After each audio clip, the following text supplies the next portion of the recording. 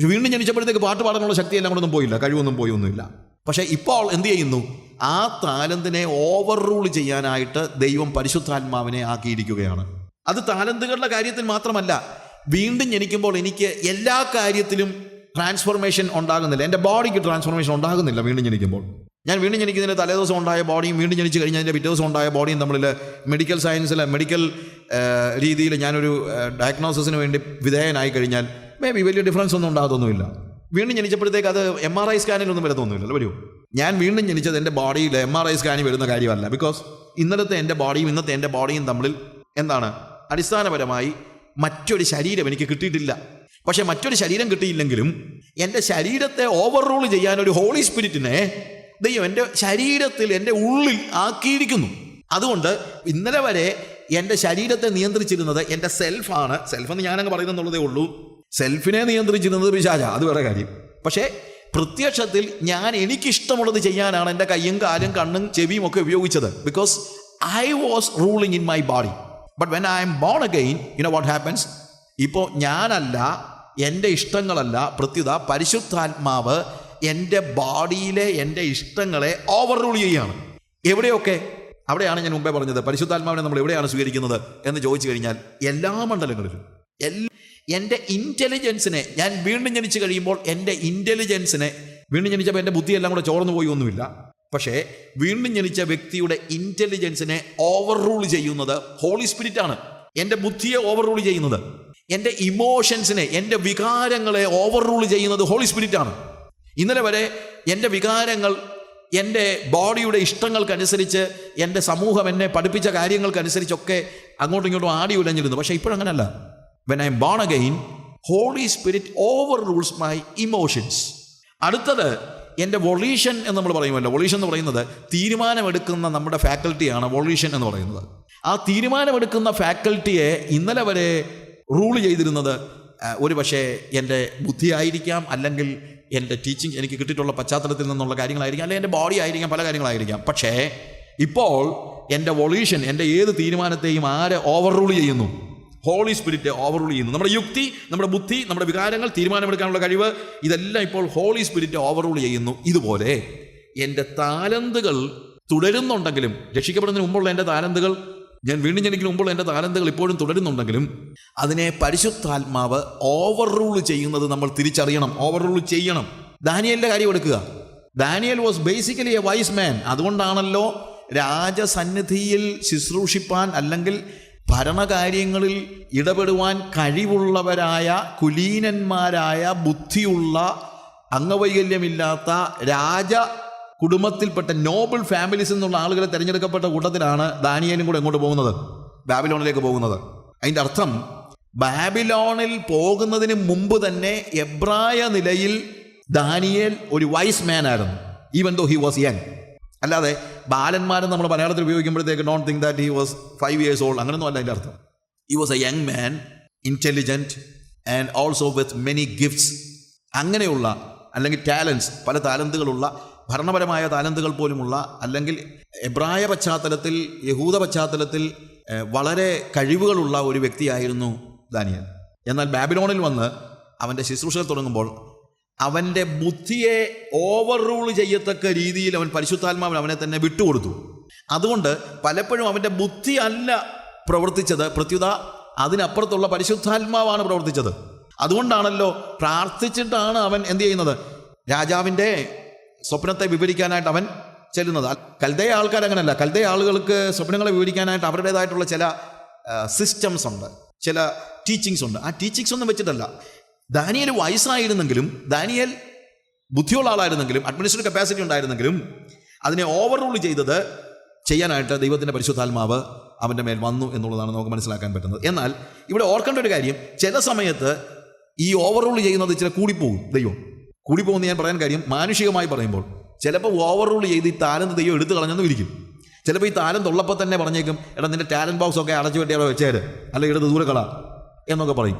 അങ്ങനെ പറഞ്ഞ പല ആളുകളുമുണ്ട്. അങ്ങനെ പറഞ്ഞ ആളുകളിൽ ഒരാളാണ് മോസസ്.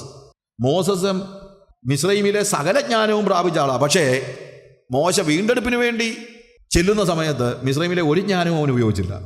ഒരു രാജ്യത്തെ എങ്ങനെ നയിക്കണമെന്ന് 40 വർഷം കൃത്യമായി പഠിച്ച ആളാണ് മോശ.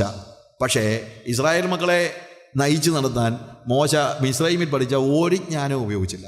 കർത്താവ് പറഞ്ഞു, നിന്റെ ജ്ഞാനവും മറ്റുള്ള കാര്യങ്ങളും എല്ലാം അടച്ചു കൂട്ടി എവിടെങ്കിലും കൊണ്ട് കളഞ്ഞേരും. അത് ഉള്ളിടത്തോളം കാലം എനിക്കിതിനെ ഉപയോഗിക്കാൻ പറ്റത്തില്ല. പൗലോസിൻ്റെ കാര്യം എടുത്താലും ഇത് തന്നെയാണ്. പൗലോസ് അന്ന് ജീവിച്ചിരുന്ന ആളുകളിൽ ഏറ്റവും ജ്ഞാനിയായ വ്യക്തികളുടെ ഒരാളായിരുന്നു. അതുകൊണ്ടാണല്ലോ രാജാവ് ഫെസ്തോസ് അവനോട് പറയുന്നത്, എന്താ വിദ്യാബഹുത്വത്താൽ നിനക്ക് ഭ്രാന്ത് പിടിച്ചിരിക്കുന്നു. പക്ഷേ കൊരിന്ത്യരിൽ 1 Corinthians chapter 2 verse 1-4 വായിക്കുമ്പോഴത്തേക്ക് നമ്മളവിടെ കാണുന്നത്, പൗലോസ് പറഞ്ഞു, ഞാൻ നിങ്ങളുടെ അടുക്കൽ വന്നപ്പോൾ ക്രൂശിക്കപ്പെട്ടവനായ യേശുവിനെ അല്ലാതെ വേറെ ഒന്നും അറിയാത്തവനായി നിങ്ങളുടെ അടുക്കലിരിക്കാൻ ഞാൻ തീരുമാനിച്ചു. എന്നു ചോദിച്ചു കഴിഞ്ഞാൽ, ഞാനെങ്ങാനും അറിയാതെ എൻ്റെ ജ്ഞാനം വല്ലതും പൊക്കിയെടുത്തു കഴിഞ്ഞാൽ പിന്നെ നിങ്ങൾ പറയും അക്കോർഡിംഗ് ടു പോൾ എന്ന് പറയും, according to Seneca, according to Socrates, according to Aristotle എന്നൊക്കെ പറയുന്ന പോലെ ഇവന്മാർ പറഞ്ഞു, നാളെ പറയും അക്കോർഡിംഗ് ടു പോൾ. അത് വേണ്ടാന്ന് ദൈവം തീരുമാനിച്ചുകൊണ്ട് ദൈവം പറഞ്ഞു, നിന്റെ ജ്ഞാനം മിണ്ടിപ്പോയേക്കരുതെന്ന്. അവരെന്തോ ചോദിച്ചാലും എന്തോ പറഞ്ഞോണം, ക്രൂശിക്കപ്പെട്ടവനായ യേശുവിനെ പറഞ്ഞു. അപ്പോൾ പല സമയത്തും നമ്മുടെ താലന്തുകളെ ദൈവം എന്ത് ചെയ്യും, ഉടച്ച് കളയുന്നത് നമുക്ക് മനസ്സിലാക്കാൻ പറ്റും. പല വരങ്ങളും പല താലന്തുകളും നമ്മുടെ ജീവിതത്തിൽ ഉടഞ്ഞു പോകുമ്പോഴാണ് ദൈവത്തിൻ്റെ കൃപാവരങ്ങൾ വ്യക്തമായിട്ട് ഉപയോഗിക്കാനായിട്ട് നമുക്ക് പലപ്പോഴും കഴിയുന്നത്, അല്ലെങ്കിൽ കഴിയത്തില്ല. അതുകൊണ്ട് പരിശുദ്ധാത്മാവ് നമ്മളെ ഓവർ റൂൾ ചെയ്യുന്നതുകൊണ്ട് മനസ്സിലാക്കണം. ഇനി ഈ പല വരങ്ങളും താലന്തുകളാണോ വരങ്ങളാണോ എന്ന് വേർതിരിക്കാൻ ബുദ്ധിമുട്ടുണ്ടെന്ന് ഞാൻ പറഞ്ഞല്ലോ. ചില കാര്യങ്ങൾ ഇനി നമ്മൾ ഈ കൃപാവരങ്ങളെക്കുറിച്ച് നമ്മൾ മുമ്പേ ഞാൻ എന്തൊക്കെയാണ് കൃപാവരങ്ങൾ വേദപുസ്തകത്തിൽ രേഖപ്പെടുത്തിയിരിക്കുന്ന കൃപാവരങ്ങൾ പല സ്ഥലങ്ങളിലുള്ളത് നമ്മൾ ഒന്ന് ഓടിച്ച് പറഞ്ഞു പോയി. അതിനെക്കുറിച്ച് ചിലതിനെ മാത്രം നമുക്കിപ്പോൾ ചില സ്പെസിമെൻസ് മാത്രം നമ്മളൊന്ന് വിശദീകരിച്ച് പഠിക്കുമ്പോൾ നമുക്ക് മനസ്സിലാക്കാൻ കഴിയും എന്താണ് കൃപാവരങ്ങളും എന്താണ് താലന്തുകളും എന്താണ് കൃപാവരങ്ങൾ കൊണ്ട് ദൈവം ഉദ്ദേശിക്കുന്നതിനെക്കുറിച്ചുള്ള ഒരു ചെറിയ പഠനം, നോട്ട് എ ബിഗ് സ്റ്റഡി. ചില സ്പെസിമെൻസ് എടുക്കുകയാണ്.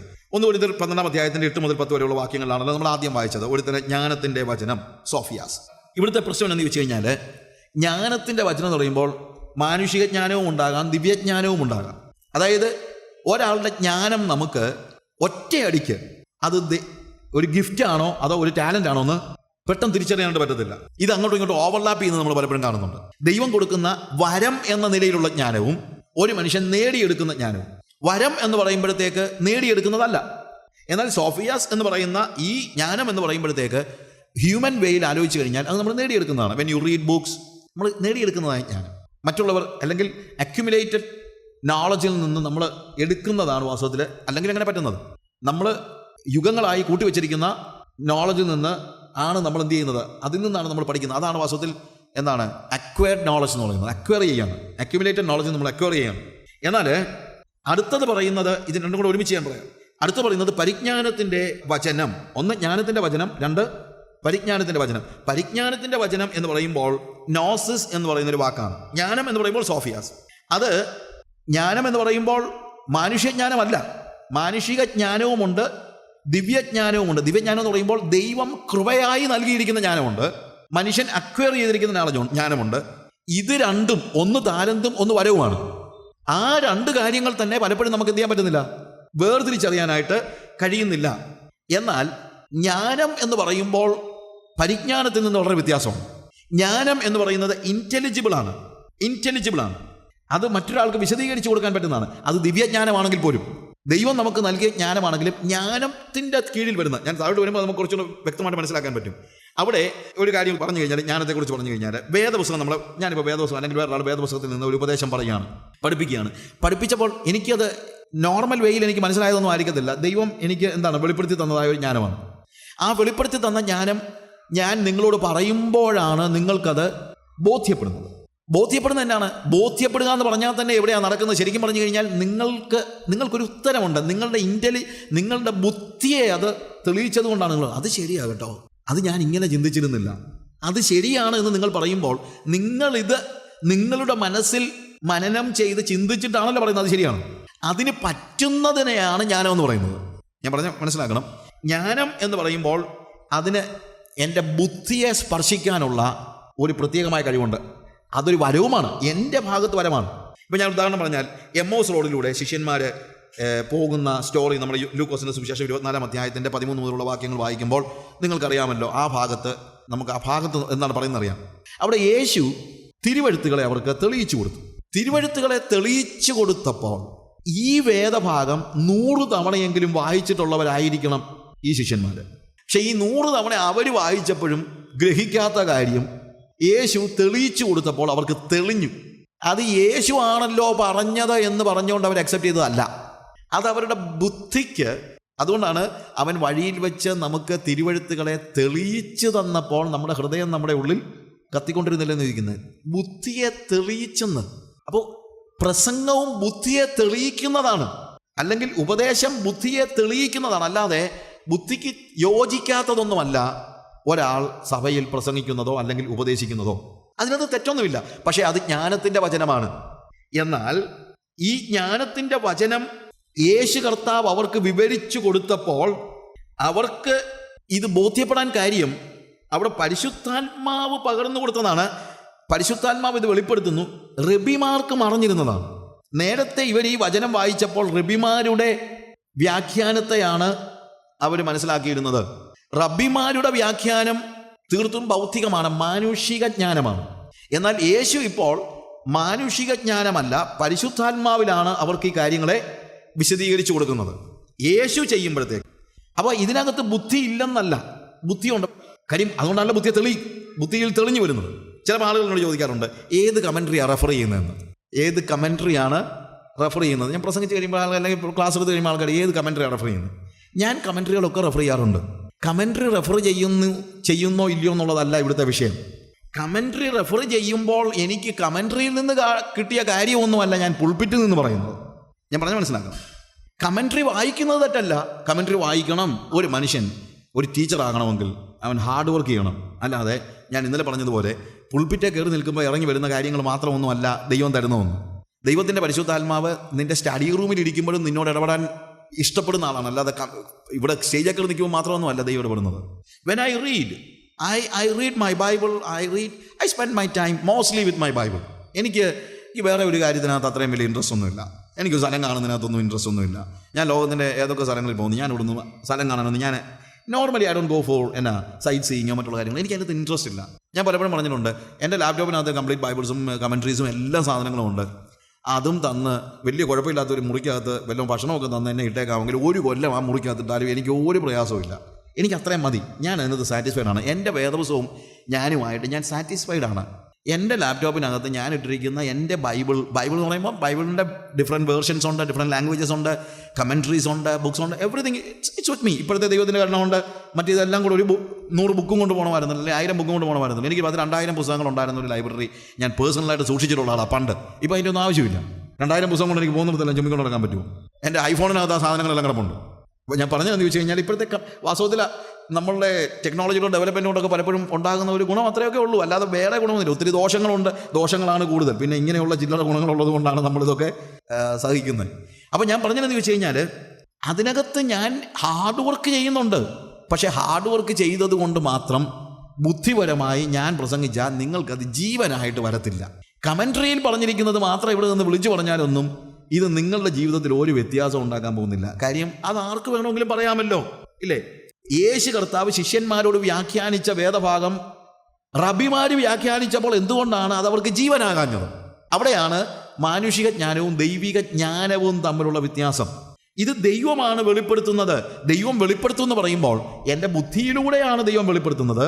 അല്ലാതെ എന്തുവാ, when I read my Bible, God speaks to me in my knowledge. അതാണ് ജ്ഞാനത്തിൻ്റെ വചനം. I hope you understand. അതൊരു കുറഞ്ഞ കാര്യമൊന്നുമല്ല, അതൊരു വലിയ കാര്യമാണ്. കാര്യം ജ്ഞാനത്തിൻ്റെ വചനമാണ് ഉപദേശത്തിൻ്റെ കാതൽ. ജ്ഞാനമില്ലാതെ നമുക്ക് ഒരിക്കലും എന്ത് ചെയ്യാൻ പറ്റത്തില്ല, ഉപദേശം ഉണ്ടാക്കാനായിട്ട് കഴിയയില്ല. ടീച്ചിങ്ങിൻ്റെ ഒരു സപ്പോർട്ടിംഗ് ഗിഫ്റ്റാണ് ജ്ഞാനം എന്ന് പറയുന്നത്. Teaching is a gift. I know that God has called me as a teacher, Bible teacher. എനിക്കറിയാം അത് ദൈവം എനിക്ക് തന്നൊരു ഗിഫ്റ്റാണ്. അതിൻ്റെ സപ്പോർട്ടിംഗ് ആയിട്ട് ദൈവം തന്നിരിക്കുന്ന ഗിഫ്റ്റാണ് എന്ത്? ജ്ഞാനത്തിൻ്റെ വചനം. ജ്ഞാനത്തിൻ്റെ വചനം എനിക്ക് തന്നത് ടീച്ചിങ് എന്ന ഗിഫ്റ്റ് എനിക്ക് ഉള്ളത് കൊണ്ടും കൂടെയാണ്. അല്ലാതെ എന്നെ പഠിപ്പിച്ച് ചിർപ്പിക്കുവാനല്ല ദൈവം എന്ത് തന്നത്, ജ്ഞാനത്തിൻ്റെ വചനം എനിക്ക് തന്നത്.